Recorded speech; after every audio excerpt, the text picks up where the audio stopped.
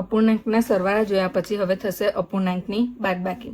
તો અપૂર્ણાંકના સરવાળામાં જેમ બંને છેદ સરખા હોવા જોઈએ તેવી જ રીતે અપૂર્ણાંકની બાદબાકી માટે પણ બંનેના છેદ સરખા હોવા જોઈએ। તો હવે અપૂર્ણાંકના સરવાળામાં આપણે જે પ્રમાણે કરેલું તેમ કે બંનેના છેદ સરખા કરવા માટે બંનેને તેની જે વિરોધ સંખ્યા છે એના છેદની તેના વડે ગુણી લેવાનું। એટલે 4ને 5 વડે ગુણવાનું અને 5ને 4 વડે। હવે જે આપણે 5 વડે નીચે છેદને ગુણીશું તેને અંશમાં પણ ગુણવાનું।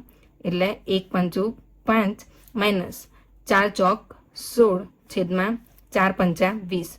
બંનેનો છેદ સરખો થઈ ગયો, 4 પંચા 20 ને 5 ચોક 20। હવે 5માંથી 16 જાય તો કેટલા વધે?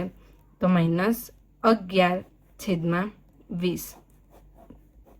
એવી જ રીતે બીજી બાદબાકી છે 2ના છેદમાં 3 માઇનસ 1ના છેદમાં 3।